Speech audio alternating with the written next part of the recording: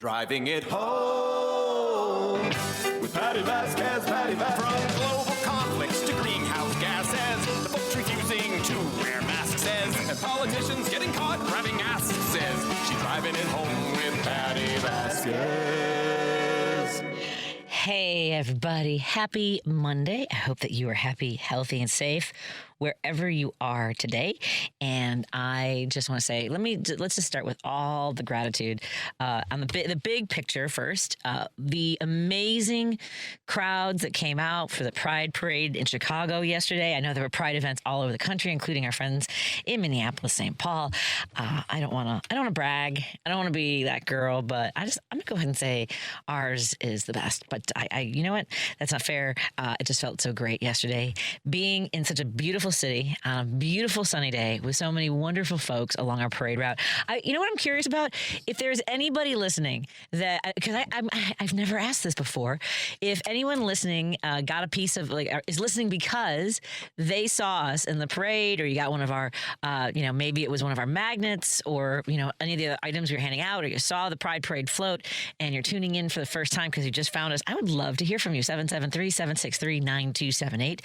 That's 773-763-9278. You can text us to that number. You can call that number, 773-763. Yeah, no, please call 773. Everybody can call 773-763-9278. In particular, I would love to hear from folks who maybe are finding us for the first time because you heard about us at the Pride Parade yesterday. And I know some people get nervous about calling, especially if you don't typically tune into a radio talk show. And again, so much fun yesterday. So it was beautiful. And the nice thing about being in the parade, obviously, it's walking down that valley of joy. I mean, that's how I think of it. It's just sort of like there's people at every level, right? We're street level. You've got all the folks behind the railings, and in some parts there's also kind of fences, just depending on what part of the route it is. So we tried our best to make sure that people that were behind some of the fences got some swag. Thank you to our sponsors. I'll get to them in a moment and tell you a little bit about that. But we loved everyone in the street level. We get to wave and shake hands with some folks, and you would be surprised at how often and I know there were people that were yelling our names. I couldn't quite get to everybody, but there were several people along the way, including our very own regular guest of the show and guest co-host, Dr. Kathy Tynes, and her husband John. Were screaming, and I just happened to be on the side of the street that they were, and I heard them through the cacophony of screams and joy, and I got to see them. So thank you to everybody. And then you have all the folks that are back a little bit, maybe in restaurants and bars, and then folks on their balconies. There were people all on the route on their rooftops. Absolutely stunning day for Chicago's 55th Pride Parade. Free to be proud. And before the parade starts, it's fun to walk around and being, while we're staging, get everything ready. I kind of walked around a little bit to see some of the other floats and take that all in. Some really cute, if you have a chance, I know that a lot of this is online. There are different social media accounts that are showing you some of their favorites. Metra had their whole float was a train, and they had a horn blowing, and all of their folks on the float were just dancing and having a great time. The CTA had these mini bus, like a little toy car, but buses that some of their folks were driving around. Super cute. There's just so many. Second City Outlaws looked like they had a great time out there dancing with folks. Those were just a few. Of course, we saw Governor Pritzker's parade, and all the folks walking with them. There's a video of him. Somebody he came over to one of the spots in the parade where people were screaming for him, and this woman had a hat for him, and he put it on briefly, and she said, "It's yours. You can keep it." And he put it on, and then he gave it back to her. And I don't blame him. It was cute, but when you're wearing a hat, you want to be. He doesn't know how he looks. I could see not wanting that to be the whole video of a hat that someone gave you. It was kind of had little ball tassels and obviously a rainbow hat, and he was very charming about it and gave it right back to her. So it was just wonderful. And so where do I start with all the gratitude? Let's go to of course our sponsors were absolutely wonderful. They got there early in order to be ready. Our friends at Social Change, what a great group of folks who are committed to making sure people in our communities feel cared for, whether it's access to food and housing, justice after incarceration, making sure that people have pathway to employment. Go to socialchange.site. Again, that's socialchange.site, and learn more about the work that they do, maybe make a donation, and volunteer. You can also volunteer with Social Change. We also want to thank our friends at Chicago Community Acupuncture. That's Chico Maku. You've heard Dr. Jason Bissell on my show, as well as the wonderful ads he has here at the station with with his daughter's voices, chicomaku.com. Chicago Community Acupuncture. We were sad that he was traveling with his family. I mean, it sounds like he was having a great time. He traveled with his daughter to Portland, and then his wife and other daughter were at a lacrosse tournament, and he was texted me during the parade to say how sad he was to not be able to walk with us this year, but we look forward to seeing him next year. We want to thank our friends at Replica Chicago. Go to repchi.com. That's repchi.com. They have such a great shop here on the northwest side of Chicago. You can find all kinds of wonderful, whether it's household items, some t-shirts, hats, all kinds of Chicago-themed artwork and clothing. It's woman-owned, LGBTQ plus forward, and she brought her crew with her from the shop. That's Marion Hess, and she was at a house. It was wonderful to walk with them. Again, that's repchi.com. If you ever see me with my Chicago purse, sometimes in the background, it's my favorite item, my favorite accessory. I actually have 3 different styles of the Chicago flag purse. That's repchi.com. And we also want to thank our friends at Pride Coffee Roasters, regular sponsor of the Driving It Home with Patti Vasquez show. Pride Coffee Roasters, making small batch roasted to order coffee beans, single origin. They're just fantastic. And of course, I've had the pleasure of working with them, not just as sponsors of my show, but I volunteer at the Jefferson Park Sunday Market. And they couldn't make it because they were at the farmers markets yesterday. But please, by the way, I'm having some iced coffee right now. Some of their, I think it's the Rwanda blend, and it's so good. My husband made a pot of it and put it in the freezer, and then I've got some ice right there. And because it's a little hot out, it's better for. I know it's a little bit late for me to be having coffee, but I'm super tired and I need a little of the caffeine. Everybody, go to pridecoffeeroasters.com. Put your order in for some of the best single origin roasted to order coffee beans you will find anywhere. We also want to thank our friends at the American Foundation for Suicide Prevention. Oh, they were so sweet. They were telling me how much they appreciate our conversations here and normalizing talking about suicide prevention. AFSP.org to learn more about the great work that we do, that they do, and we will be collaborating with them, of course, continuing in the weeks and months to come. We're already making plans for an event next year, but I'll tell you more about that when we get to it. But that's AFSP, the American Foundation for Suicide Prevention, Illinois. Really an honor to walk with all of them yesterday. We also want to thank our friends. We have Social Change. We've got Replica Chicago. We've got Chicago Community Acupuncture, Pride Coffee Roasters. Got our friends at the American Foundation for Suicide Prevention. We had several members of the Illinois Vets for Change. That's Illinois Vets for Change. .org, and they do a fantastic job of working to elect more veterans so that we have representation of those for those who serve our country and deserve representation at all levels of our government. And we want to thank, of course, our friends at Berman, Kia, and Subaru. What a fun day to... so I don't know if they're listening at Subaru, but man, and Kia, that truck was fantastic. It was so much fun. And they had the whole car loaded up with sunglasses, some swag. They had sunglasses for us to hand out, these really cute rainbow sunglasses and rainbow backpacks. And people loved it. And so we were handing it out. We made sure we got to a lot of the kids, especially. And since we were handing out sunglasses, like when we saw people that weren't wearing sunglasses, we handed them out to them. And for the backpacks, I made just a dedicated effort to make sure that kids got some of those backpacks. And I want to thank the folks who got it, right? Because everybody along the parade route wants some. They want beads, they want the swag, they want the bracelets that Social Change was handing out. We were handing out magnets for WCPT, and I did have to have words with a couple people. People get very enthusiastic for free stuff, and this is not the first time. I've done a lot of parades over the last 14 years.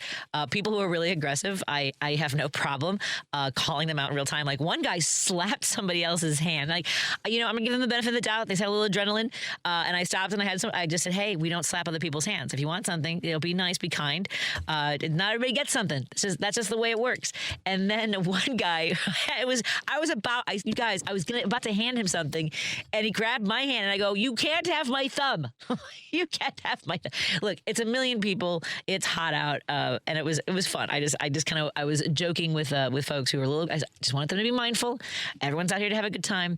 Be kind, and that's really the whole idea behind the Pride Fest. And it was just wonderful. So our friends at Berman, Kia, and Subaru went above and beyond. So thank you so much for your support. The whole crew from Berman, Kia, and Subaru. They even sent me a really sweet note. When we were done, the women from Berman, Kia, and Subaru were like, "When's the next event? We want to do this again."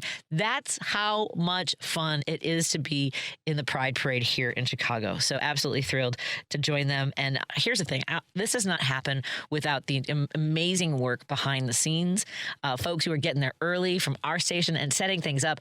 I know that the guys from WCPT were here by 6 a.m. We had Devin rounded up Henry and Matt to drive down and make sure we had all of our banners ready to go. Once the float arrived, they were decorating the entire float so that we could have a joyous experience and suited us up. I know Logan was there making sure that the sound system was ready to go on our parade float.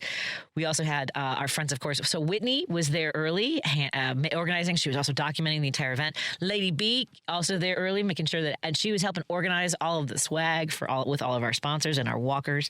Also want to thank all of our friends who were, of course, setting up early. And I'm going to miss somebody, so please don't be mad at me. I probably should have made a list of all these things and all the people that were there yesterday, bright and early, bushy-eyed and sunny. Wait, bushy-eyed? That's not right. Bushy-tailed? Bright-eyed? See, I'm still tired from being there so early. Bright-eyed and bushy-tailed. Everybody was in a great mood, and of course, all of our friends broadcasting from the center on Halstead. I know that Matt had to get there early, and I don't know who else was behind the scenes with Matt, but we had Scott Duff and Ellen Miller broadcasting live, carrying the parade live, joined by Ken Mejia Beal, and of course, holding the fort down here back at the station. Paul Shivari was doing a great job, making sure everything went smoothly, having our backs while we were downtown. I'm going to miss somebody because it was a lot going on. Warren Price from Hawk Takes the Wheel. And by the way, his show on Saturday is getting really popular. If you haven't been tuning in, loving the conversations we're having there and the calls that we get. So thank you to everyone who tunes in. And thank you to Warren Price for making so much of that happen yesterday, helping me coordinate with the truck to make sure we arrived early and that the folks from the parade float company were able to hook up our float and get us rolling. So I'm sure I'm going to forget somebody. But that's my gratitude for yesterday. And above all, like I said, you guys, thank you to all of our listeners, our entire WCPT family, for walking with us, coming to the parade, and showing your love, because love is love and free to be proud. Oh, and thank you to our friends from the Cook County Circuit Court. They were the Grand Marshals, and have you heard my interview last week with Judges Mike Weaver? God, I get his name wrong all the time. Mike Weaver and Judge Mary Marubio. She gave me, as she mentioned, they were handing out copies of the Declaration of Independence, and we'll talk a little bit about that when we come back in just a moment. The contrast of what it really means to be free in this country, and the promise of the Declaration of Independence, which I believe was exemplified by events yesterday at the Pride Parade, in contrast to the mess, the absolute chaos for the state fair in D.C., where they don't even have funnel cakes, corn dogs, or fried Oreos. What nonsense. $10 pretzels. Let's take a break here and come back in a moment. We'll take your phone calls, 773-763-9278. That's 773-763-9278. Oh, and of course, our entire crew. Richard Chu and I had some fun on the float as well. And Edwin Eisendrath brought some of his family. You guys, it was so much fun. If you missed it, two things. One, you can check out our live broadcast. And you can also, there's a lot of different outlets and social media content creators that are putting videos out. And I'm sure you'll see some of it there. But make plans to join us somehow next year. Let's take some phone calls, 773-763-9278. That's 773-763-9278. And you can also text us, of course, to the same number, 773-763-9278. We will be right back after these messages from the folks that help us keep the lights on here at WCPT and help us get our show also broadcast in Seattle on KKNW 1150. Hello to all our friends tuning in on Facebook, YouTube. Please, if you are tuning in on one of those platforms, consider subscribing to our page and sharing it with your friends so they can join the conversation as well. And if you're listening on Future Times Radio, it's a podcast, please visit Heartland Signal or anywhere you download your podcast. More after this. Chicago's Progressive Talk, WCPT 820, where facts matter. If you're listening to this station right now, you've definitely heard my voice before. Hi, I'm Hawk. And I'm Pete. And we're with Source Solar, your local source for solar.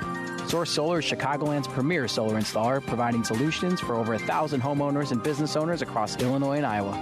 With over a decade of industry experience and deep roots here in Chicago, we have the expertise to help your transition to clean, renewable, resilient energy. We can guarantee that we save you money day one without any out-of-pocket costs to you. This means you have an instant ROI, instant payback, and can save money to add to your bottom line day one. At Source Solar, we source everything as local as possible, meaning we always carry the Made in USA sticker. Find us online at www.source.solar. Stop in our office at 5710 Northwest Highway or give us a call at 773-985-3992. And don't forget to ask for Hawk or Pete. Patti Vasquez is taking your calls now. All right, let's hit it. At 773-763-9278. I got a lot to say. It's Driving It Home with Patti Vasquez. Thank you so much for joining us. We continue our conversation here on WCPT. I forgot to mention that I hope that you're very comfortable and someplace air conditioned, unless you like this kind of heat, which I don't know how to talk to you if that's what you like. But please take care of yourselves. Please check in on folks who might otherwise be a little bit overly confident of their ability to weather hot weather, and in particular those who are a little bit older and might be a little, they want their independence. They might not want to come out. They may, like my mom thinks she's always cold, which makes me nervous because her body's not telling her it's hot. So as you get older, your body's not necessarily informing you, or your brain's not informing you how you're actually doing. So be aware of that. I try to make sure she's hydrating, but she's always cold, and she's very sensitive to any breezes and things like that. So she doesn't like turning the air conditioning on at all, which can be very dangerous. So we are checking on her, even though she lives with us. I had a doctor, Lady B. I don't think. Can I turn your mic on? Do you want to join me real quick? Is that you? T program? Hold on. Yeah, that's you. I can hear me? I can hear you, Lady B. What was I? Well, first of all, how much fun was yesterday? Holy moly. Oh, my God. I loved it. I enjoyed it. I've seen everyone march. Oh, my God. And everybody's saying, hi. Right? Oh, my God. Happy Pride. I loved it. I think it was one of my favorite ones with WCPT that we've ever done. Everything went smoothly. I know you don't want to rank it. Right, with all the folks from Social Change, from the American Foundation for Suicide Prevention. I mean, like, our crew rocked it yesterday. Yes. With the rep check. They did. I loved it. Oh my God. So it was really great. I mean, the sponsors really turned out with their walkers, with their volunteers. Adam Seltzer, thank you very much for who texted me to remind me that Adam Seltzer was out there handing out. So it was a little bit confusing at the end because, and I forgot about this from last year, is that they direct the float to go onto Cannon Drive, and the walkers, because we had like 30 people walking with us yesterday, maybe 40. I don't know, it was a lot. And they directed us a different direction, and then you have to walk back. And Adam goes, I think I lost you guys. And by that time, I was dog tired. Yes. But I was like, I was dehydrated. There was a point where Whitney was like, are you okay? I was like leaning against something, like trying to drink some water. Because we were dancing, I was running to catch up. But man, Lady B, so I'm sorry I didn't bring the bubble cannon this year. I just didn't have time to pack it. It's okay. Next year. Everybody was excited, happy, handing out stuff. Like you said, I saw people dancing. Yes. I loved it. I just enjoyed it. I enjoyed it. So much fun. It was great. It was great. It was fantastic. And there was a moment where I thought, before I realized I was going to have to get there before the float got there, to coordinate with the folks from Berman Auto Group, because I got to, I don't know if I should say this out loud. I don't know if they're listening, but I did get to move the car a couple feet. It was so much fun to drive. Their big Kia. I should look up what I was driving. It was a big black car. Yes, big that truck. nice, beautiful truck. Oh my God, it was gorgeous. So when I was backing it up, so it has an aerial. You can see on a screen where you can see like everything around you. It's like even like from above the car. Yes. So like I could just watch the screen. It's almost like it's like driving a video game. Right. It's like you see the whole 360. Yes. That was which was necessary on a day like yesterday because there's so many people. You want to be Yes. super careful. People aren't paying attention to where they are because we're all just kind of waiting for a little bit. But it was so much fun. Did you say, were you comfortable temperature wise? Yes, I was riding in that truck. I was like, yes, okay, I love it. I want one. It's just such a beautiful truck, and everything from Kia, from the Burma Kia and Subaru Group, just so much fun. Now I was asking about the weather too, because it was hot. We were staying hydrated. Now on a day like today, like your mom and my mom they have a lot of pride. Would you say? Yes. So they do. I was at my mom's doctor's office, and he asked me to consider getting a camera in her house to make sure. I'm like, that sounds unpleasant. To like in case she falls or anything, and I get that, but I think it's more of making sure I'm regularly checking on her, maybe more frequently, especially when it's hot out like this. Yes. But does your mom? Is she overconfident about the heat? Like, is she like leave? She gets cold easily. Yes. So Yeah. she's even in the hot days, like right now, she has long sleeve shirts. So because she always is like, it's so cold in here. Yeah. So it's hard for me to turn on the air conditioner so she won't freeze. So we're like, we have central air, but we can't turn it on really because she gets cold. Yeah, easily. it's because their brains aren't telling them the appropriate what their body's really doing in that. So, Right. So we gotta watch our mamas. Yeah. It was, by the way, the vehicle that we were so honored to be pulled by our sponsors. It was a Telluride. It was a Kia Telluride is the name of that car. Isn't that beautiful? That was so much fun. I love that so much. Let's make sure I get to this phone call because I don't know if I have time for phone calls later. We're going to have Senator Caitlin Dray from Iowa on in a moment. And here's Jim in Chicago. What's on your mind, my friend? Hi, Patty. Universal human rights. It's been bandied about since after the French Revolution. Thomas Paine and Jefferson discussed it implicitly, but it's a tough nut to crack. Universal human rights is got to come into, maybe not in our century or your sons or anybody else's, but eventually it'll come to pass. And I was going to say that, think of this, I know this is off the topic, but Trump, every other day, says he's going to blow Iran to smithereens. He's going to kill. They're not going to exist any longer. And then the next day, he plays patty cake. And the next day, he's going to blow them to smithereens. And the next day, he plays patty cake. I mean, what kind of a negotiation? I mean, give me a break. I mean, I've read negotiations in my day, but this negotiation, can you imagine negotiating with somebody who's going to extinguish you 1 minute? And the next one is wondering where did you keep your credit cards? You know what I mean? Yeah. It's absolutely insane. But as far as the parade goes, human rights eventually will get there, But, I mean, we're centuries away from it. But, as a Homo sapien that lives on the Earth, it's going to go. The Earth's going to go eventually. But the point is, can we get a season of universal rights for everybody? Everybody. I'm talking about everybody, migrants, everybody, no matter what your persuasion is. But we're way, way, way far from that. Anyway, Patty, it's so hot now that I absolutely, when I see that temperature, I go into another dimension because I'm Irish and I cannot take anything. I feel like my Irish part's dominant for me because I can't tolerate this. Yeah, I can't take it. Honest to God, I'm like hold up now with the air conditioning. I'm like, just hold on air conditioning. Anyway, Patty, you have a great show. Thank you, Patty. Thanks. Have a great evening. Let's take a break here. When we come back, let's talk to Senator Caitlin Dray of Iowa and find out about the work that she's doing and what she's fighting for right now and her lived experience in that battle. Let's take a break here on WCPT 820 Heartland Signal and KKNW 1150. We're so great that you're all here, including our friends watching it and tuning in on our digital platforms like Facebook and YouTube. Say thank you all so much for being here. Consider following us, subscribing to our pages. Right back after this on WCPT, KKNW, like I said. Because facts matter. You're listening to WCPT 820. No detours, no distractions. Just bold ideas and real talk. This is Driving It Home with Patti Vasquez.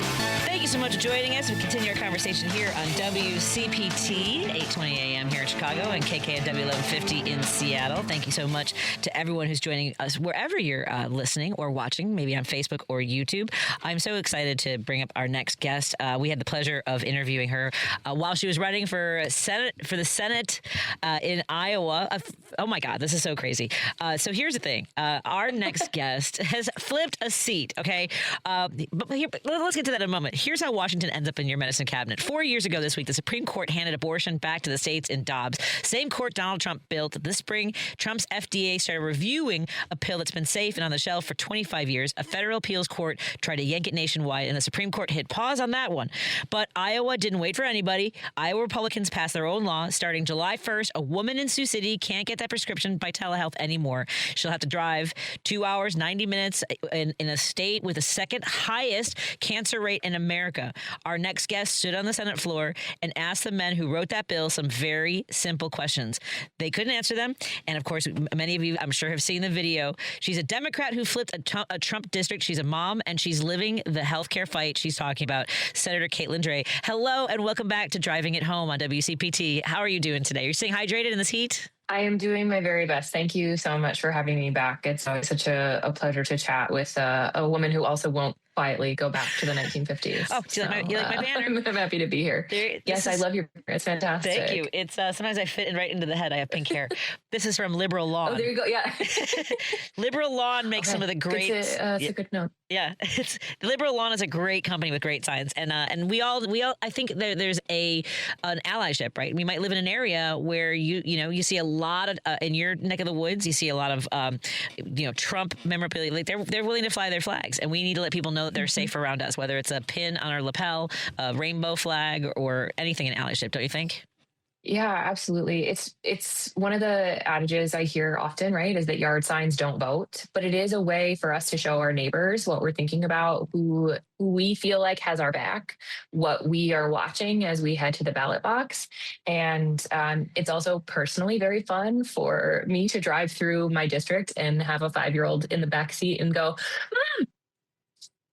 your signs, and it's really fun to watch them pop up. And so it's kind of that same thing, right, where it's like, we might not agree on everything, but I know that person is safe, or I know that I could maybe talk to them about something that's on my mind, and that's really what I'm trying to do. Is we might not agree on everything, but I'm a safe person for you to reach out to, and how can I be helpful, right? Yeah.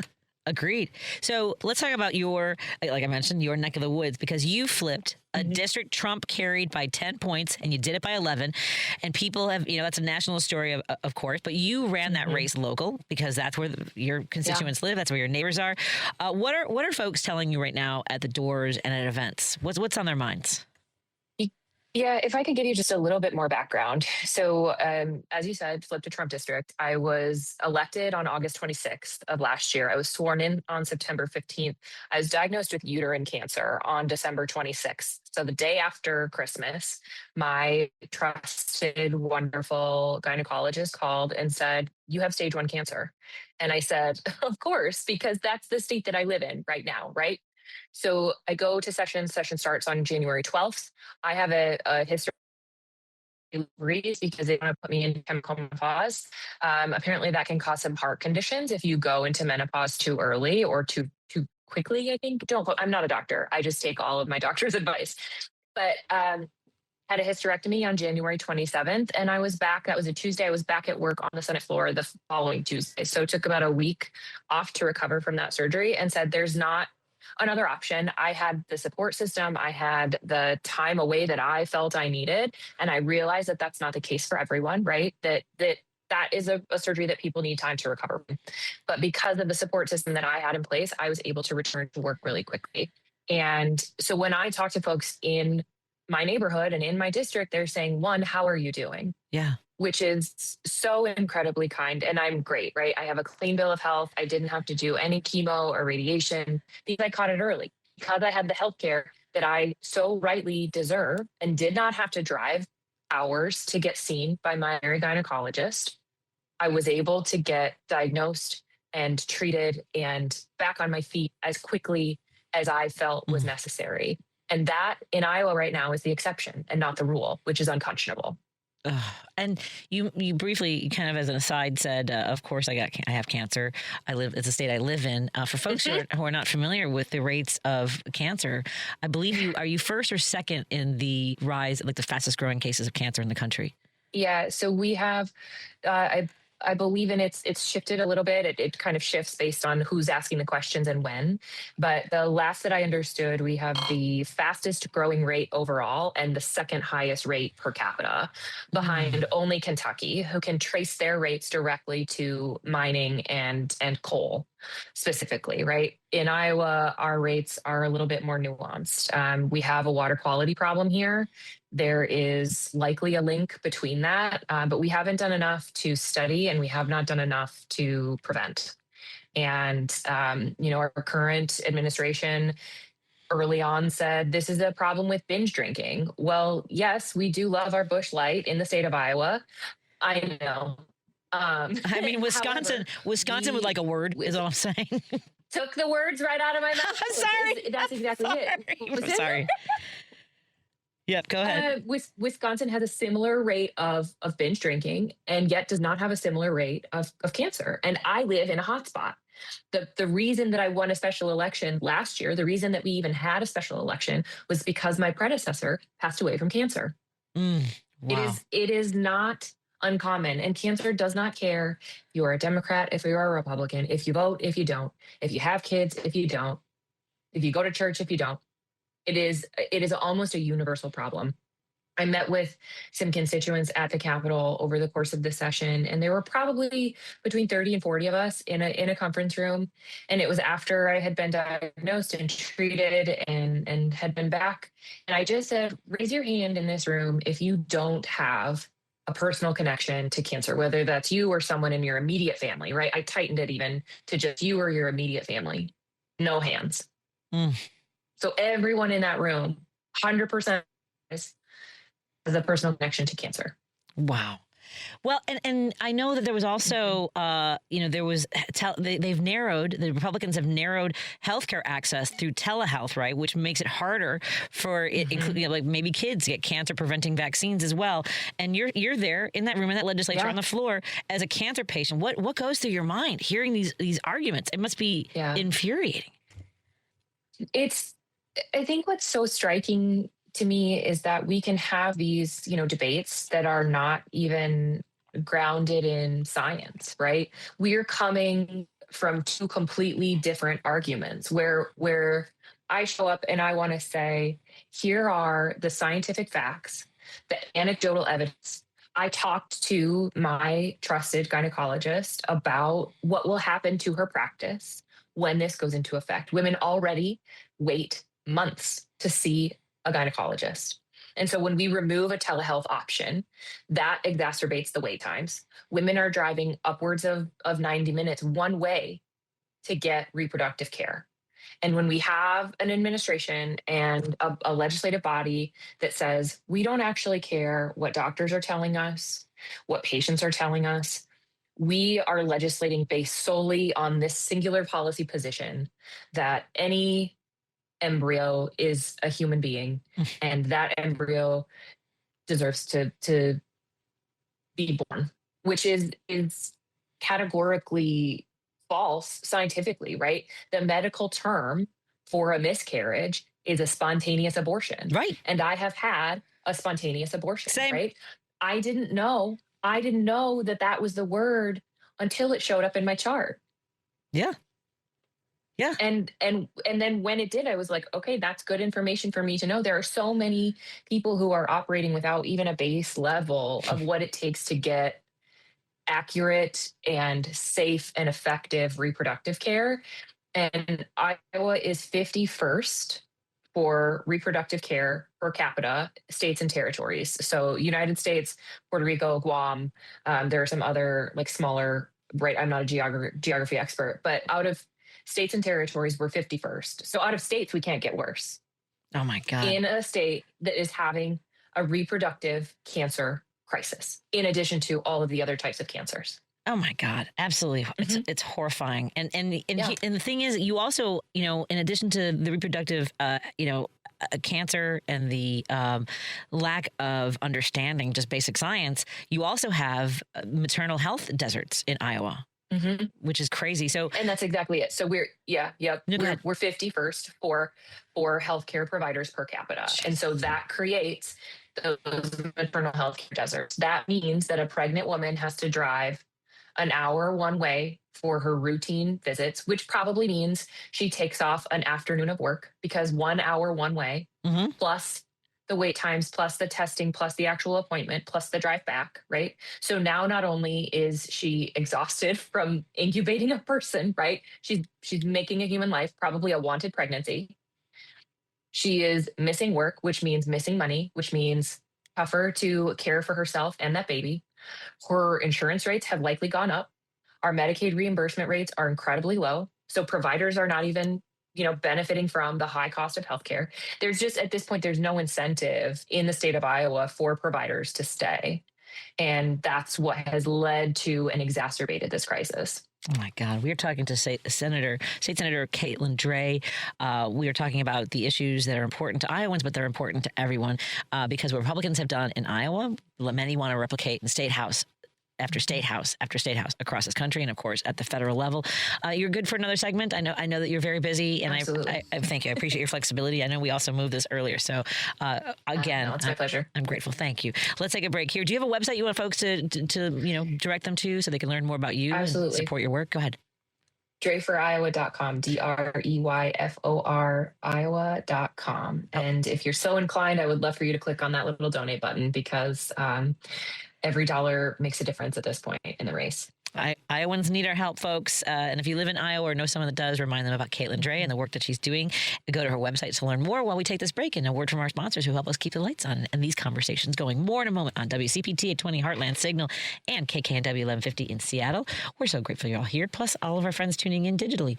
Thank you for doing that. More in a moment. Hey, Google, play WCPT. Streaming Chicago's progressive talk from TuneIn. Distractions, just bold ideas and real talk. This is Driving It Home with Patti Vasquez. Thank you so much for joining us to continue our conversation here on WCPT 820 Heartland Signal. I do want to tell the senator you don't have to rush back. Hi, so that's a lot. You have a lot on your hands. You have the needs and concerns of Iowans, as well as, of course, every legislator who has kids or family obligations. I mean, there's folks who are the sandwich generation, taking care of their parents and their kids. That's probably a topic for another day. But I hope everything good. Oh, yeah, we're all good. We have brokered a tenuous truce, and we'll see what happens. Okay. But I think that's one thing that really matters when I'm legislating, right? The current body in the Senate is largely male and retired. They do not understand what it's like to juggle a kid who needs a snack, a meeting on Zoom with the camera on, right? And figuring out how they're going to keep the lights on because they have a different life. They have just a completely different lifestyle, and they're so far removed from the actual issues and problems that are affecting everyday Iowans. And so when I ran last year, the tagline was Iowa Senate needs more moms. And part of that was the trope of like, mom's going to clean up the mess. Yeah. But the other reality is that moms get it. And we know what it takes to do the right thing by our neighbors, to have the things that we need for our kids and ourselves to have a good life. And that's childcare, that is housing, that is a decent paying job. And it's not that difficult, but for some reason, those priorities just get really lost in the shuffle once you get to the State House. Yeah, I agree. And there's so many issues. I mean, the demands on families are getting worse, obviously. And I don't know how Iowa's doing. I saw an article that in Indiana where they made drastic cuts to childcare funding. Over 300 childcare facilities have closed. Are you experiencing similar situations in Iowa? So we have a shortage to begin with. Thankfully, I was proud to sit on the subcommittee and help pass legislation that would expand access for childcare providers. So folks who are working directly in childcare now qualify for free childcare services for themselves. So if I am an hourly employee in a childcare center, I can take my kids with me to work. I know that they're safe and cared for.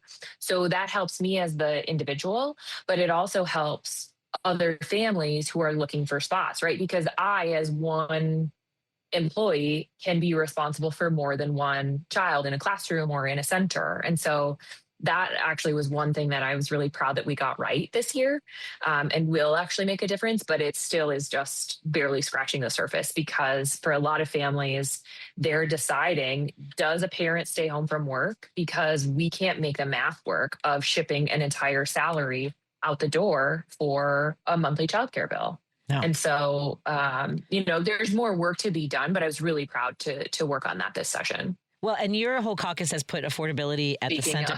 Hi, darling. Hi, welcome to WCPT Radio. Mom's almost done, I promise. I know Mom's busy helping. She's helping a lot of people. Yeah, all good stuff. So, I mean, with that in mind and our kids, so my son just graduated from college. So I have a 22-year-old and a 20-year-old. And wow. And so I know. Like, why can't I hear it? Yeah. Oh, that's right. She can't hear. For folks who can't see, her daughter she wants one of her blue teeth so she can hear the conversation. What's your daughter's name? This is Dorothy, and she's 5. Dorothy, can I tell you something? My grandmother's name is Dorothy, and it is one of my favorite names in the world. She was born in 1899, and my grandmother, because my father had me when he was a little bit older, and so my grandmother's name was Dorothy. And you know what I think of when I hear? I don't know if she can hear us right now because I think she dropped the Bluetooth. At any rate, Dorothy's one of my favorite names. I'll let her know. Yeah. My grandmother. There's a photo of my grandma, just looking like the total, I was going to say badass. She was kind of a badass. Yeah. Since your daughter's not listening. Are we going to get fined for that? No, I don't think so. At any rate, so you guys put affordability at the forefront. And so when you talk to folks, what is the cost that comes? Is it healthcare? Is it childcare? And of course, you have a lot of people in agriculture who are absolutely at their wits' end when it comes to holding on to their farms, affording equipment, affording supplies. What comes up for you repeatedly? Yeah, it's kind of a combination of all things, right? Like, what does it take for me to live a good life? That's access to housing, that is healthcare, that is childcare. We're really demonstrating the value of good childcare here. Hey, Dorothy. Okay, we got 2 more minutes, babe. Yep. And so what does that look like? And a lot of times people are choosing between those things, right? Do I skip my full prescription this month because I'm short on rent? What does it look like when I have to decide between getting my kid into the program that they need to be in, or getting a new pair of shoes, or, making sure that I've got food on the table? Yeah. What does that look like? And so people are making impossible choices.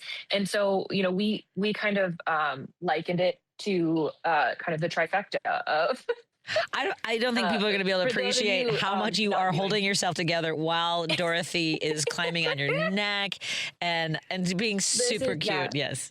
It's okay. It's okay, Senator. She is you're very doing great. sweet baby. You're not like on CNN, but you know what I mean.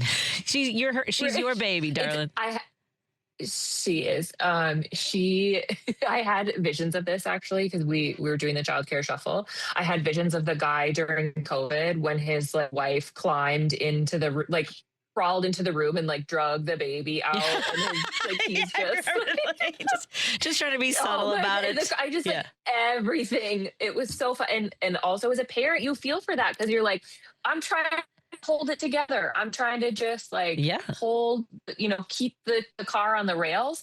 And there are just 1,000 things happening in the background. And this is real life, right? This is what parents experience every day. If they're working remotely, they're trying to figure out how they can keep their kids occupied, still, not have a TV screen babysitter, but make their mortgage payment because they have to go to work. And again, it's just that we have a legislative body that is so far removed from the concerns of everyday ones.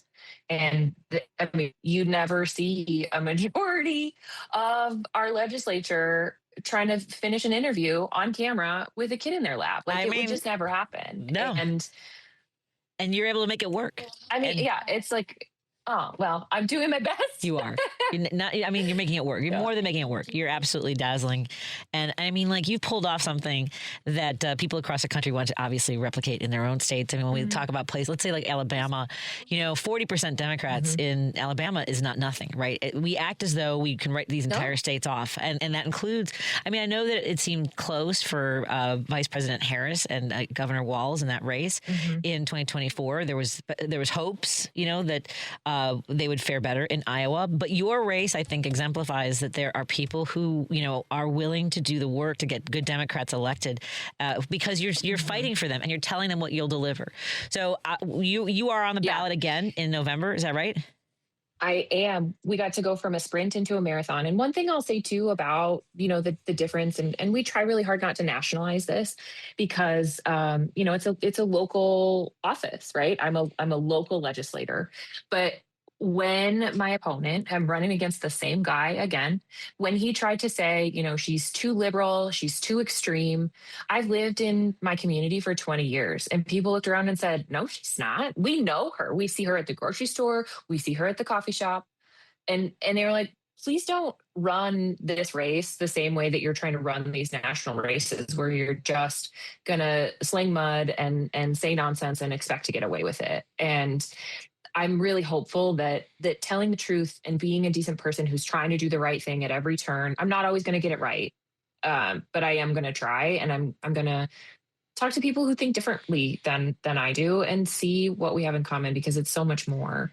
And that like grounding of, trying to come back to our humanity is really, really been quite humbling for me on the doors, even when I knock and I'm like, yep, this person's a registered Republican. And then they say, I'm concerned about my disabled grandkid. I'm concerned about the lack of money for our public schools. And you can say, me too. Yeah. Do you think I can count on your support? And they go, absolutely. Thank you so much for coming to my house. I think that your compassion and your commitment to your community, to the people who live in your district, shines through. So I want to thank you on behalf of Americans, of working families. Not even just, like everybody. You fight for everybody. I say Americans, and it's like, but it's everybody, because there are people we know who are here who are being targeted that you also fight for. It's Drey for Iowa, DREY for Iowa. Right? I'm spelling that right. DREY for Iowa. You crushed it. Yeah. Thank you so much. And please, my best to Dorothy and the rest of your family. And I look forward to talking to you again. Please don't hesitate to reach out if you have any events coming up. Folks, if you know anyone in the, remind me the district, it is for Iowa. State Senate District 1, Woodbury County. So primarily Sioux City and a little bit of rural territory out to Lawton, Iowa, which is a smaller kind of bedroom community outside of Sioux City. But well, folks, if you know anyone that lives in that area, make sure that they know about the campaign, about the website.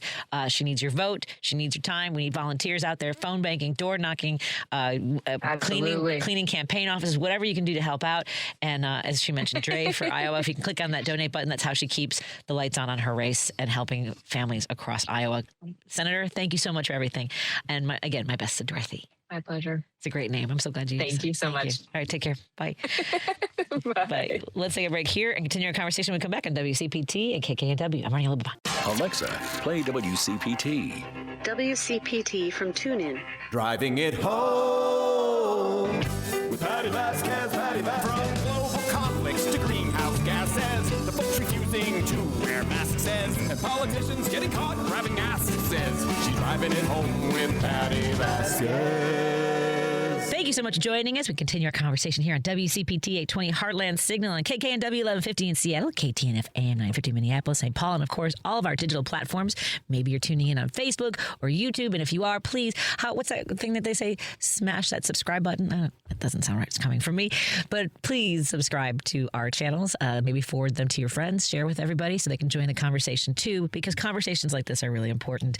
You might also find all of our shows podcast at heartlandsignal.com or wherever you listen to your podcasts. Now, we talk a lot about national politics. We watch Washington. Every day there's something new that Dementia Donnie is up to. We know that Congress is an absolute mess. The Supreme Court has been captured. There's a lot of coverage of that. But we need to be paying attention to the decisions that actually land on your kitchen table that get made a lot closer to home in a state house by people you maybe have not heard of. I mean, I know a lot of listeners to this station, to all of progressive radio, maybe are a little more engaged. But I think Iowa is the proof of what I'm talking about. The Supreme Court handed abortion back to the states, and Iowa's legislature ran with it. 6-week ban. 1 in 3 counties in that state has no OBGYN at all. So women are forced to drive, take the train, fly to places, of course, like Illinois, because we are neighbors. Our next guest is 22 years old, and she has decided to do something about it. She won her primary this spring. Now she's a Democratic nominee for Iowa House District 54. Layla Staton, remind me the name. It's the Wenches. Are you one of the wenches? Yeah. The insufferable wenches of Iowa. The insufferable wenches of Iowa. I'm like, I know you're a wench, but I'm losing. I don't have the title right in front of me. The insufferable wenches of Iowa. We've had you on the show before. We know that you are fiercely passionate about freedom and individual rights. So okay, first of all, you're 22. I think a lot of people listening are like, man, what was I doing when I was 22? Waking up late, up to no good sometimes. Most people right now, your age, are figuring out a first job. They're not running for office. So what made you decide to go after a state house seat and not wait till you got older?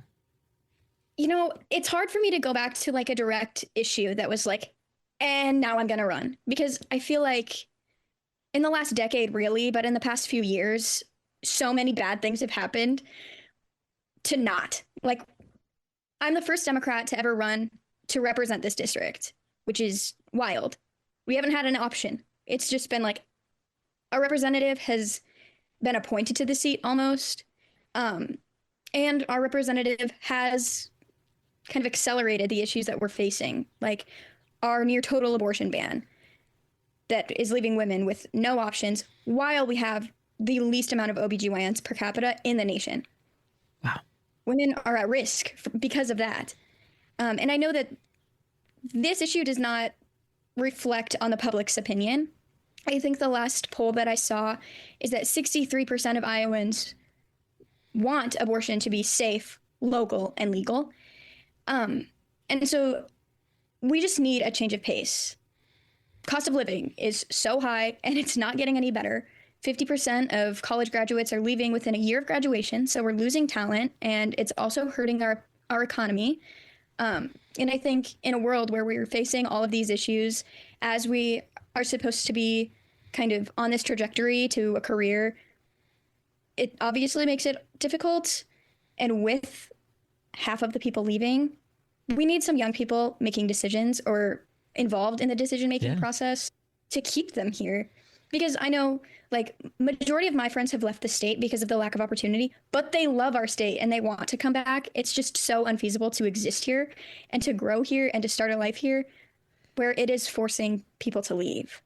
Are a lot of them leaving like when they looking for jobs, or do they leave first for college, or a lot of your friends do they stay in Iowa for school and then they're like, you know what, this is the end of the road as far as opportunity for me here in Iowa?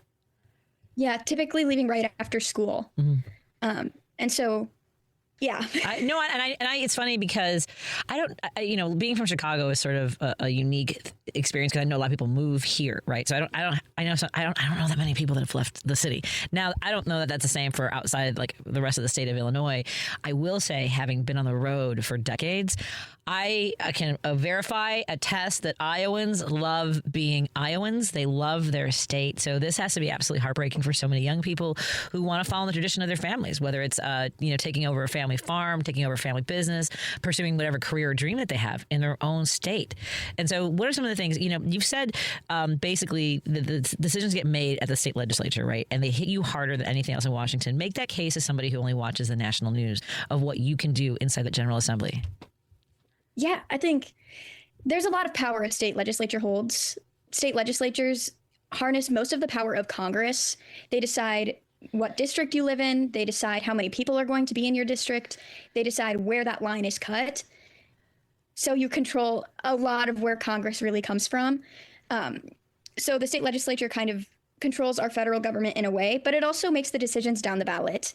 Less people are voting down the ballot. There's less turnout in midterm elections where your state legislature is often decided, which then obviously proportions makes their vote matter more. And a lot of people don't know who their state representative is. I will say in the last couple of years, people have started paying a lot closer attention to the state legislature with some huge decisions that have been made. I think toward the end of 2024, the state legislature decided to remove transgender and non-binary people as a protected class from our Constitution.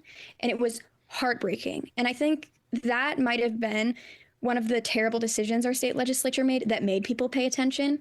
So I think there is hope with people paying more attention to their local politics. I think we're on the uphill. I hope. Yeah, I think that some people are, we think of it as like waking up, or, I was talking to somebody earlier about how naive we feel, right? We're like, oh, I didn't know there were consequences to this, or, I feel naive just thinking that we were so, we'd come so far. And to that, when it comes to Roe v. Wade, and we talk about the abortion bans and OBGYNs, with the 6-week ban and I want to reiterate what we were just talking about, the OBGYN shortage, the worst shortage in the country. So what are you hearing from women? Like, what are the experiences? Because you're going door to door, you're having events. What are you hearing from women and people who are worried about abortion access and healthcare access in general? Right. Healthcare is a huge issue here. A lot of our hospitals have closed, specifically birthing centers as well. Like, most people in my district have to drive about 2 to 2.5 hours to the nearest OBGYN. they might not even have openings. Like, this is a problem. I know a lot of people are traveling to Minnesota or Illinois to receive OBGYN care or abortion care. I know a recent kind of article came out stating that abortion in Iowa has been reduced by 80%, but it has increased by 220% in our surrounding states. So these laws don't really have the outcome that the lawmakers want them to have. It just puts people in more danger. And like, if we want to talk about it from a conservative avenue, money is being spent in other states. Like, that it's benefiting other states for us to not have abortion access. It's better for other states for us to have that $7.25 minimum wage. Like, these issues are benefiting the states that are neighboring us and not us. So I think when we're talking about the issue of abortion specifically, I don't understand. Like, I cannot fathom being a lawmaker that cares what someone is doing with their body. Isn't that crazy? Like, I know. That is how I have felt for like regarding that issue from my sentient brain, I guess. I'm not really Impressive. sure. It's hard for me to think about how these lawmakers have come to these decisions. But as far as what I'm hearing from women is that they're either holding off on having a family because pregnancy is already so risky. And I don't think that people should have to put a pause on their life out of worry. Right. Of healthcare. Like, we like to say we're the richest nation in the world. We are the most developed nation in the world, but people don't have access to basic healthcare. That's disgusting. Like, that is point blank disgusting. It's so irritating that it seems like every single time a decision is made, it is never at the benefit of Iowans, and I'm ready for that to change. We are talking to a candidate for Congress in Iowa, and I'm so excited that Layla Staton, I don't want to say her name incorrectly, Layla Staton, who is the one half of Insufferable Wenches of Iowa. You know, you mentioned that the OBGYN shortage. I have to imagine that the seat, which is held by a Republican incumbent in a rural district, how do you talk to a voter who maybe voted in a different way last time? Yeah, I talk to them the same as I talk to anyone else. It's not, I think a lot of the division that we see that's really polarized is manufactured and specifically only online. I've door knocked over 2,000 doors now, some of which being Republicans, some of them being Democrat, some of them being no party voters. And the conversation is almost the same with every single person. It's gotten to the point where I don't even check party affiliation before I knock on someone's door. People are worried about the same issues. They're worried about the cost of living. They're worried about corporations taking up our farmland. They're worried about the lack of healthcare access in the state. Everyone cares about these things. And so it's really the same in comparison. I try to be really smart with how I word things regarding like abortion and like childcare, because the Red Scare did do a toll on Iowans. But it's gotten to a point where life is so difficult where we need something different. And I think even Republicans have come to that conclusion. Yeah. And unfortunately, I think a lot of it comes down to having someone in their life who's been impacted in a horrific way, or someone in their community. Do you have time for another segment, my friend? Yes. Excellent. Am I saying your name correctly? Because I know they put it in for me phonetically, but I have so many notes in front of me. Layla Staton? Yeah. Yes. Okay, thank goodness. Half of the Insufferable Wenches of Iowa, along with her mom. Let's talk a little about that, too, when we come back. She's running for the Iowa House seat, District 54. So if you live in Iowa, pay no attention to my tripping over my own sentences. We've been celebrating Pride so aggressively that I'm aggressively tired from all the Pride. It's been so much joy. Valid.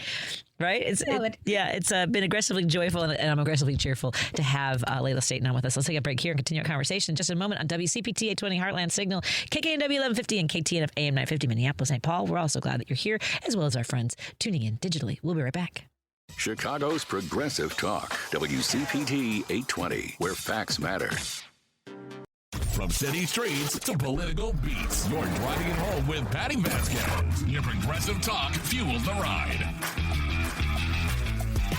Welcome back, and thank you so much for joining us on KTNF AM 950 Minneapolis, St. Paul, KKNW 1150 in Seattle, of course, here in Chicago on WCPT 820 Heartland Signal, and all of our friends who are listening, maybe on Facebook, maybe you're watching on Facebook or on YouTube. And if you are, please consider subscribing to our channels and sharing with your friends so they can join the conversation as well. If you miss anything or you want to rehear something, please don't forget to download our podcasts available wherever you download those, including heartlandsignal.com. We are back with Layla Staten, the Democratic nominee for Iowa House District 54. She, along with her mom created Insufferable Wenches of Iowa. Let's go back for a second and talk about the genesis of that. When did you start the Insufferable Wenches of Iowa, and a little bit of the background on that story? Well, right after the 2024 election, we were really angry, not only at the outcome, but also what could have led to the outcome. We had reached out to the Democratic Party in our county to door knock for all of the candidates running to make sure we did not have a Trump 2.0. And we never got a response. And that happened for a year, where we were reaching out to the state party or the county party to see if there were things that we could do, because we had never been willing to door knock for a candidate before. Right. Okay. And we never heard back. And so we were like, okay, we need to organize something on our own. Our goal was to find 5 people who felt the same way as we did, so we could complain in the safety of a group. Because we felt so isolated, because we lived out in the country and we were isolated from community already.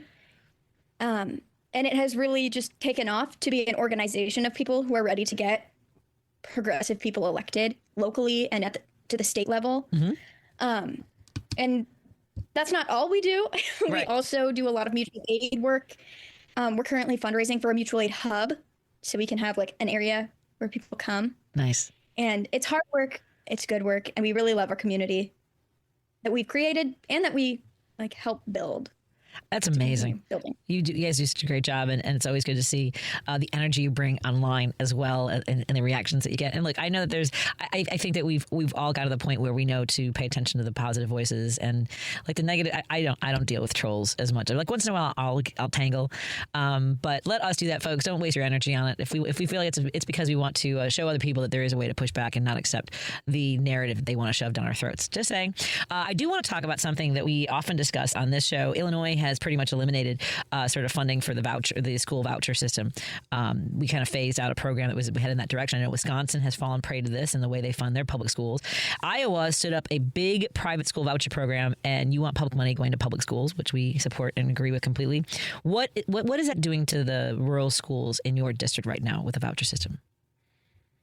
It's devastating them. So something to know about my district is that we only have one private school, and it's a K through 8. So no student is graduating from that school. They have a very small amount of students attending. But despite that, our public schools are still actively being defunded. I know I just talked to a few superintendents of the schools in my district, and a few of the schools surrounding, specifically my town, are all sharing staff. So they're sharing their counselors, they're sharing their music teachers, they're sharing staff. And these teachers have to go from school A to school B to school C, and the same salary, of course. And so it's putting a huge workload on the teachers. And then it's also removing opportunity from students. And also, a little bit deeper within this voucher program that we have fallen prey to, the laws that created this program also limited what a school board can do.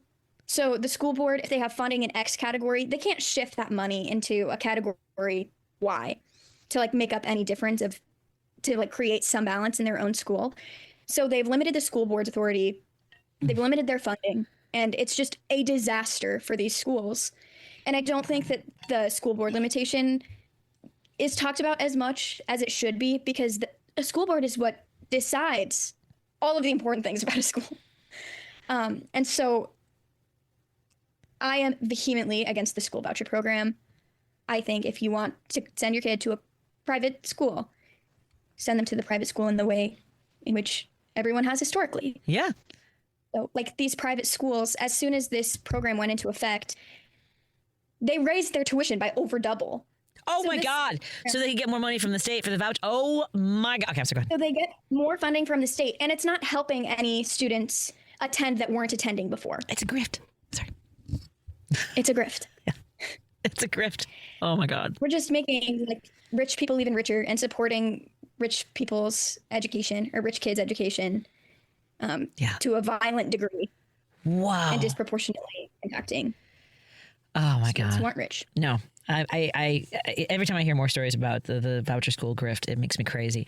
Speaking of that, I first of all, as a survivor of childhood sexual violence, I do want to thank you for the work that you also do, and ask you what pulled you into that area of advocacy. And let's talk a little bit about that, because we are, I don't know if you work at all with Gwen Levy, who does some great music out of Tennessee, but she's also part of an organization to talk about survivorship and things like that. So tell us a little bit about the work you do. Yeah. So I think I kind of started with this advocacy when I was in high school. I feel like people who work in advocacy often work in advocacy before they realize they do. Sure. That's an interesting, which is just how it seems to play out. That's a great point. Go ahead. But I had seen, obviously I grew up facing sexual violence from my father. He's now in prison. Trial took 4 years. And so since then, I have kind of advocated for laws that make it easier for kids and people who have disabilities to testify in trial, because I don't think a child should have to face their abuser in court.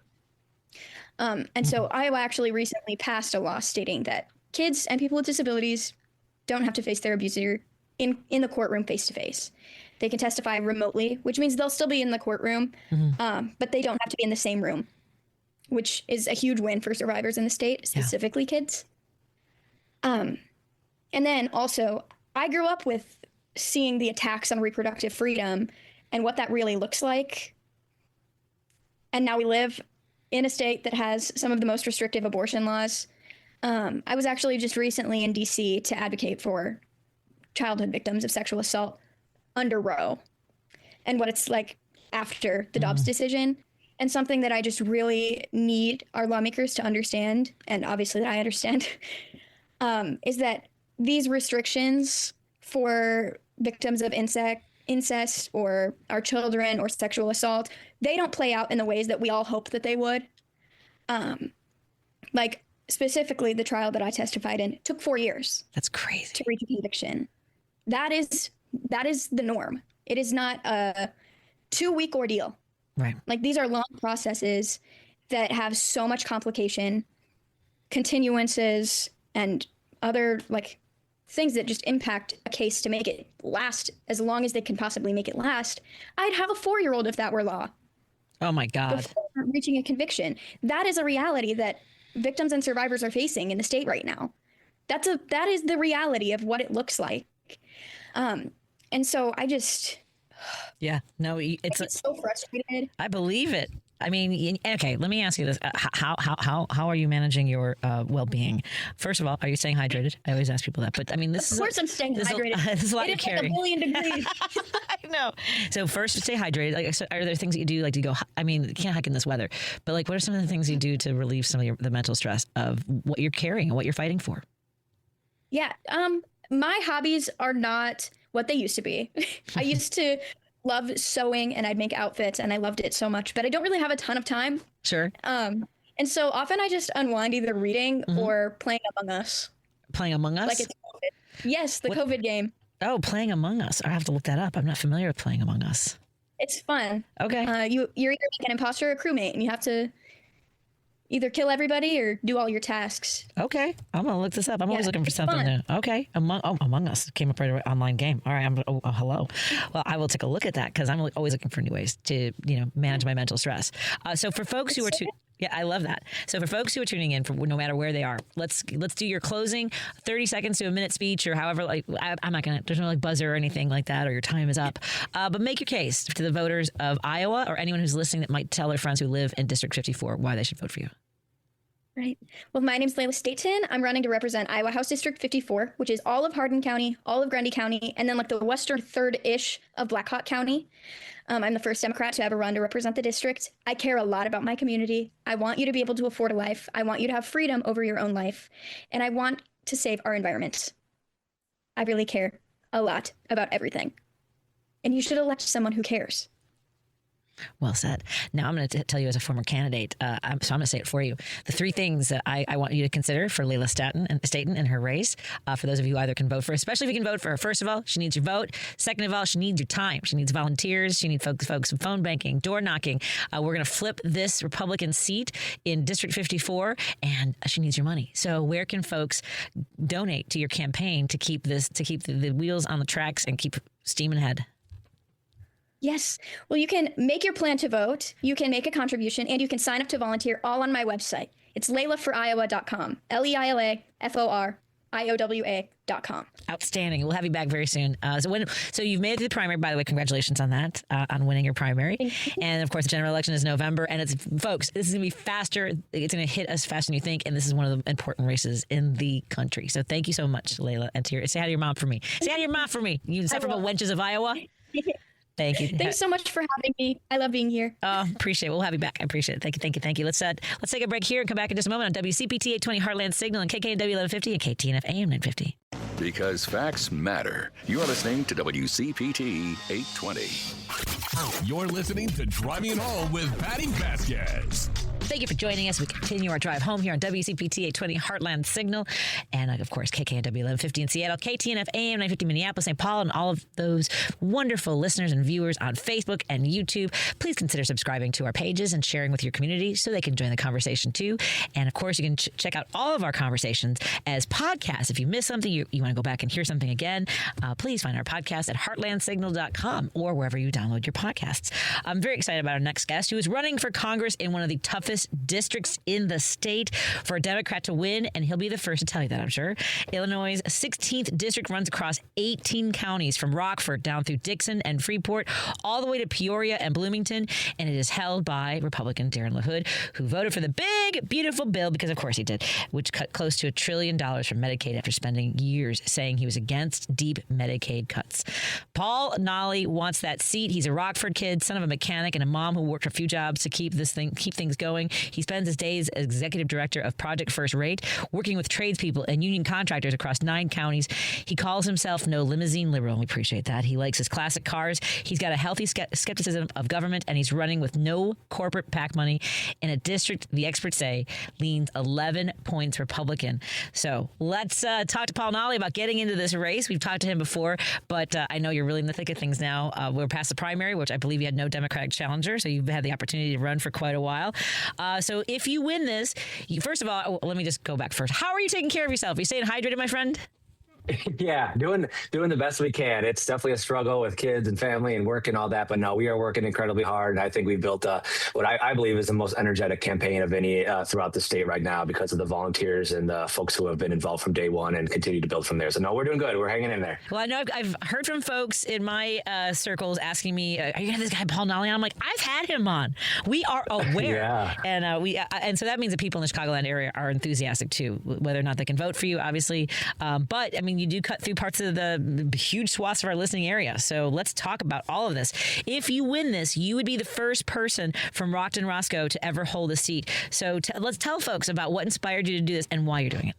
Yeah, absolutely. So, I've been involved with politics and activism since I was a teenager, it's over 20 years, but never run for any type of office or student government or anything like that. And after the most recent presidential election, talking with my wife and looking at our kids and their future and what's at stake, we just said, we have to do something, turn the news back on, not live in la la, just go back into reality and fight rather than leaving the country, rather than closing our ears and all of that. Let's do something. Let's get involved and to push back against this madness. And also, I think more working class people need to be represented and have voices in Washington. And that's the type of people you just laid it out, my dad mechanic and all that. And I just thought that would be really meaningful for this working class rural district to have someone that understands their life, came from that lifestyle, and can bring those voices into Washington. And here we are. And you work with tradespeople across 9 counties every single day. What are you hearing that Washington isn't listening to? I think that people believe that the political and economic systems that we have been totally taken over by the folks who have it all. The multinational corporations, the politicians that they buy, all of the systems, all of the things are rigged against regular working people. The affordability, that's kind of become this tagline or this cliche, but it's just basically the day-to-day struggle of working people.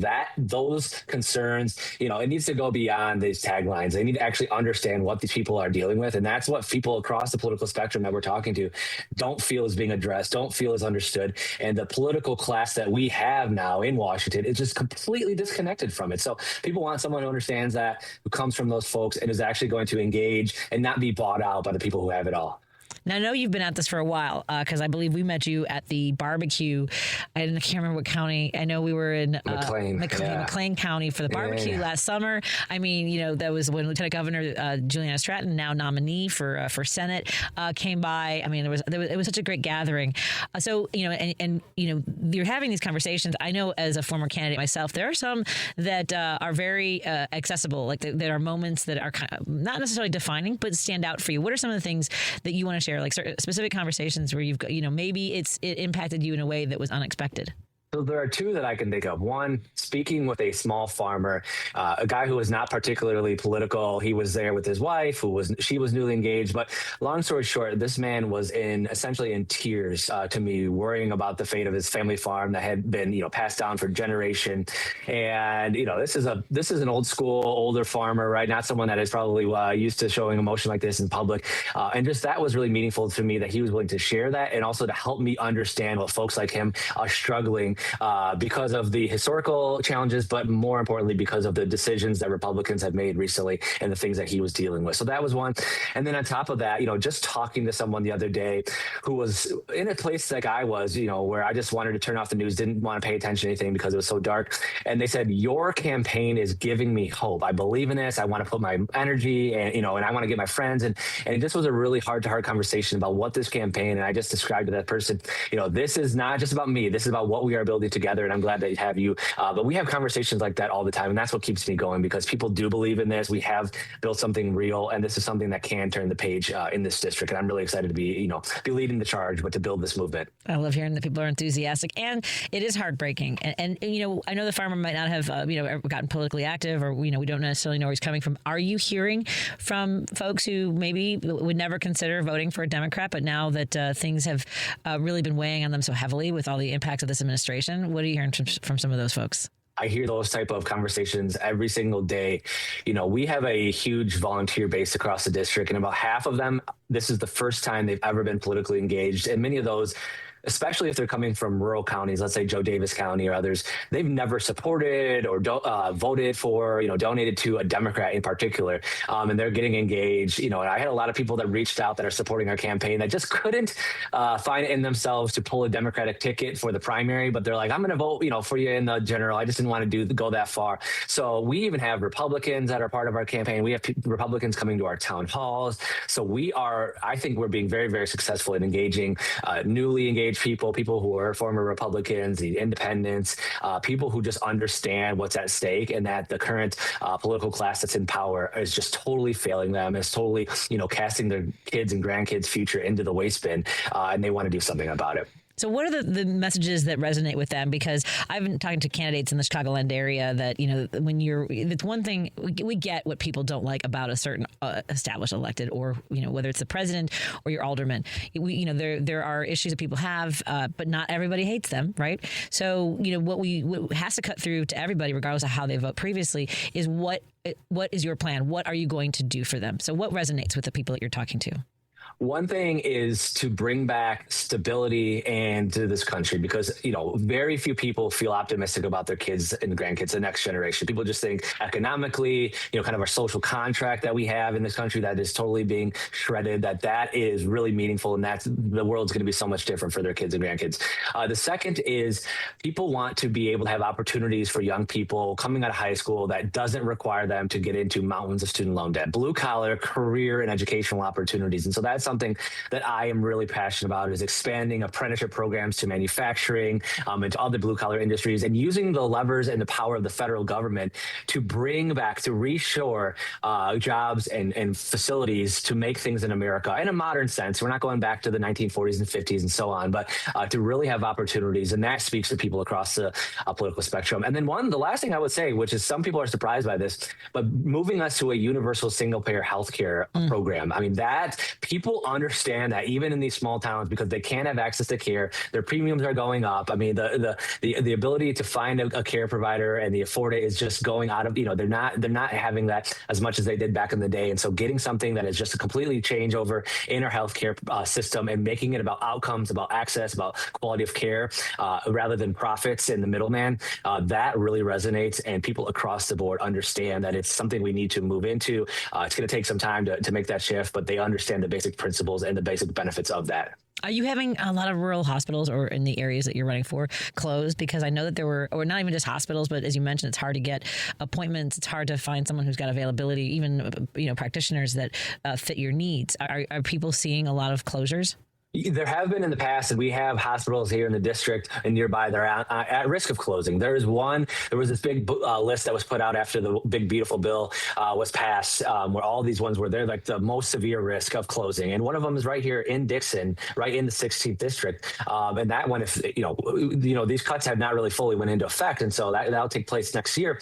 And that's going to be terrible for that community, to state the obvious. There are other facilities that aren't necessarily on that list, but are struggling already. And when those cuts take effect, they are going to be really, really hurting, even worse than they are. I mean, rural healthcare, just on the funding stream, which is what we're talking about, have a lot of challenges. But then also to get talent into these rural communities is an ongoing challenge, even if the funding isn't as much of a struggle, because there's a brain drain in these small towns and small cities, right? They're going to places where the opportunities are more robust, and they just have a hard time attracting folks to live and work in the community. A lot of times they'll have to have them come in from Chicago a couple of days, and then they transfer a lot. So there's a lot of challenges that are happening in rural healthcare. No one feels good about it at all. No one is like, yeah, my town is great. They might have a good provider, but as far as holistically speaking, rural healthcare is doing, I would say, worse than it ever has been in modern American history. And the bills that were just passed and what's going on in Washington, it is only making it worse. And people are really concerned about that. We are talking to Paul Nolly. He is running for Congress, man. He's running for Illinois' 16th district across 18 counties. Do you have time to stick around for another segment? Because I know that we kind of took up a little bit of your time running late, and I apologize again. And thank you for your graciousness.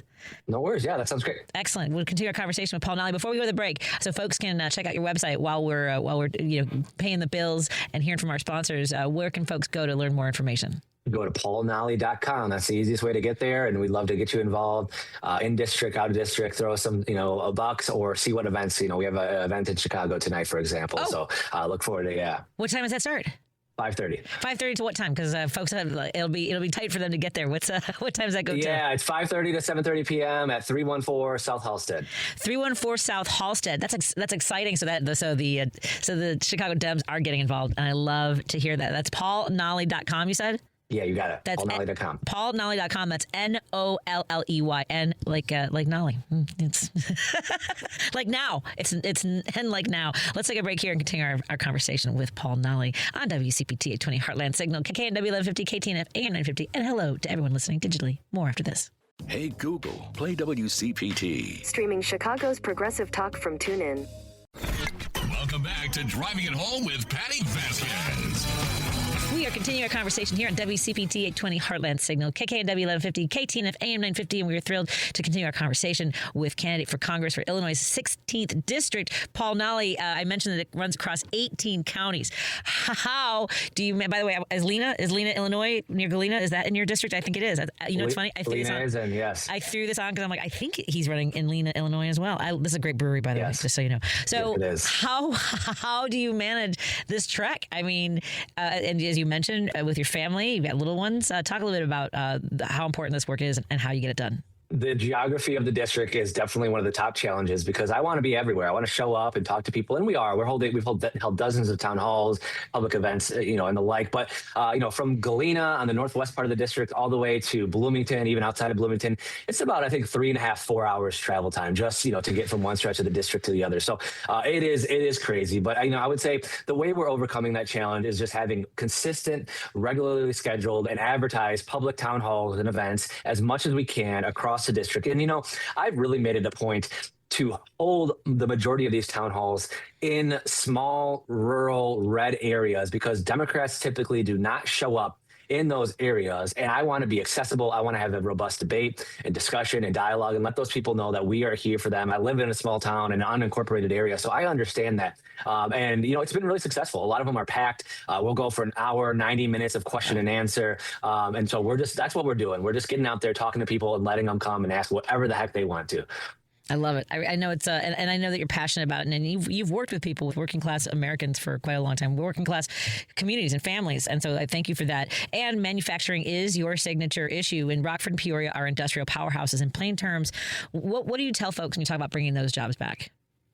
I tell them that the way things are going right now, it's very, very piecemeal. You have this investment here, this investment there. I mean, the whole trade war that Trump has kicked off has really stopped any progress in its tracks for bringing manufacturing back in any, across the board way. So the federal government needs to understand where the damage was done. And that's the Rust Belt primarily in other areas, but we're in the Rust Belt and those are the communities I'm focused on.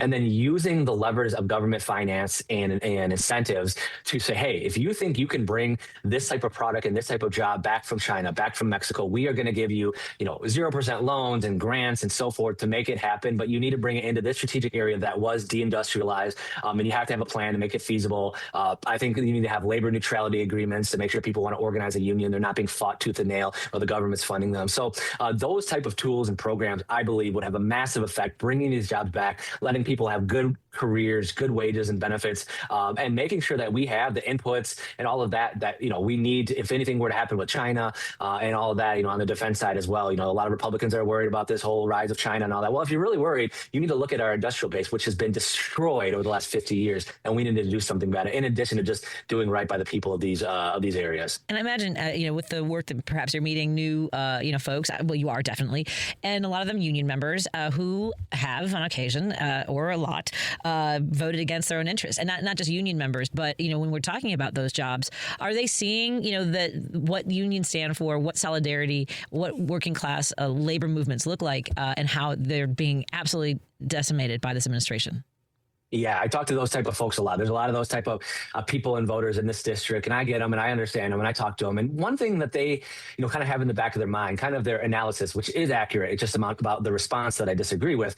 But, they look at what's happened over the last 50 years, and they look at, let's say, NAFTA, for example. It was written and developed and negotiated by a Republican, but was passed by Democrats. And that, those type of trade deals, they were deliberate decisions to weaken unions and labor costs, right? They wanted to increase the profits of these global corporations. They wanted to reduce the power of unions to organize and fight for better wages here at home. And so they did that. And that was a partnership between corporate America and the political class. And so they look at that and they say, well, why do I care about the Democrats or the Republicans? I just want this guy that's going to go blow up the system. He says the right things about the forgotten man and the forgotten woman. So I'm going to let them throw the grenade in and we'll pick up the pieces and maybe we can do something better. Now, again, that's that last piece of something that just, is just total. It is not real. We see what's going on now. We have two Trump administrations, to assess. But the kind of reason behind it, I totally understand. I think is very valid. It's just a matter of my direction is kind of the complete opposite. We have to work together. We have to, build something. And that means solidarity. That means building coalitions. That means strengthening unions to push our politicians in the right direction. So that's what I'm trying to bring to the table and get folks to kind of see that different side of things. It occurs to me, having spoken to you about a year ago, how long have you been running for this seat? 15 months. Wow. I mean, okay, so 15 months. Again, it's across, was it 18 counties? How are you pacing yourself? I mean, how are you managing your own, well-being, whether it's mental health, physical health, with going across, this stretch of land, Illinois? How are you taking care of yourself? Are you hydrating?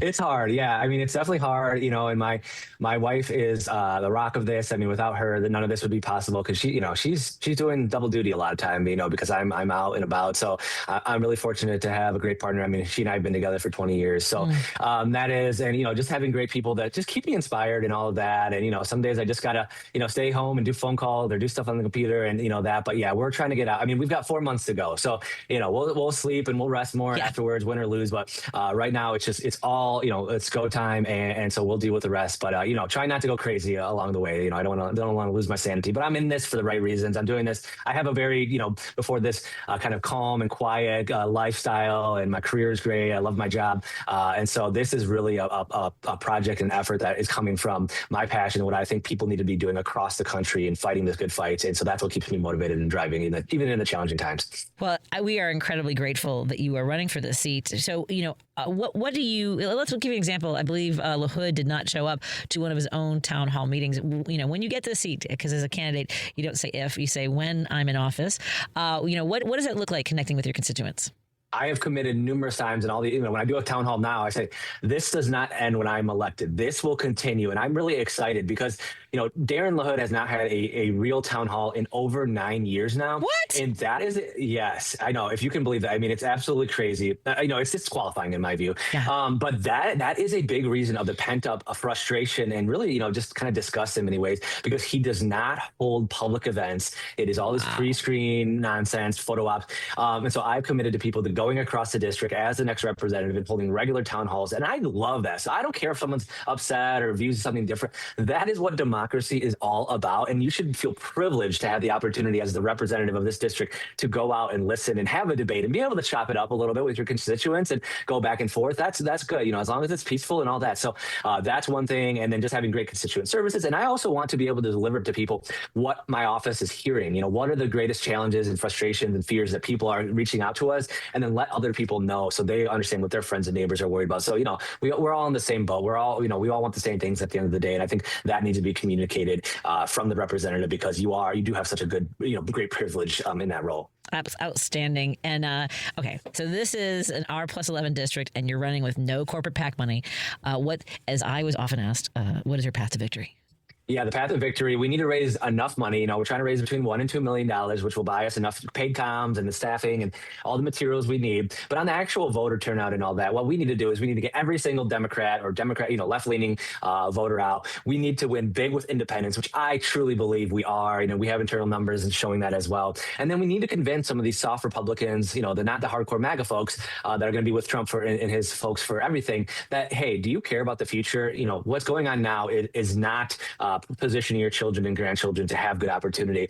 And then the final folks that I think we can really win over are some of those America First people that aren't, in the hardcore MAGA zone, but they believed in the no more foreign entanglements and release the Epstein files. And those are all issues that Darren LaHood is an absolute failure on, has just followed Trump into this nonsense, betraying those commitments. And I think that not only as a candidate, but as someone who got involved with politics going against the Iraq war in 2004, I can show a long track record of being on their side on those specific issues, and that if they really care deeply about those, we are the campaign to get behind, not Darren LaHood, who will go with Donald Trump wherever he goes, even if it means a disastrous war and a cover-up of the Epstein files and his co-conspirators. So I think we can, together with all of those people and having labor out in massive force, getting members out, that is the path to victory, and we are well on our way to achieve that. Well said. Well said. And before we let you go, give us your 30 seconds, minute. I'm not going to have a buzzer. I'm not going to be like, stop talking.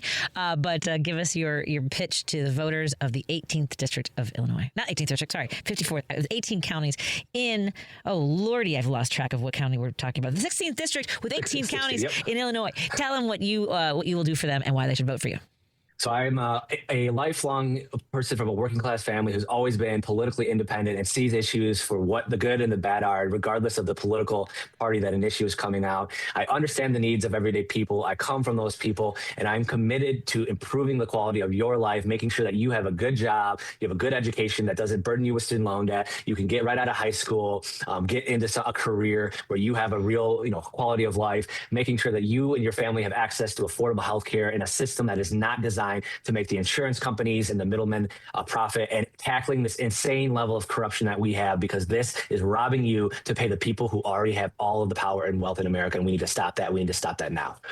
Well said. Paul Nolly is asking for your vote. I'm sure on his website, paulanolly.com. You can find out ways to volunteer and help folks. Maybe it's even on the day of drive folks to the election. By the way, it is less than 4 months because early voting will start at the end of September. So, folks, let's get this done. Again, paulanolly.com, and maybe consider donating to his campaign. As he mentioned, he's not taking any corporate PAC money, and we appreciate everything you're doing, Paul. You will get him. Thank you so much for your time. Thank you. Thank you so much. And thank you for running.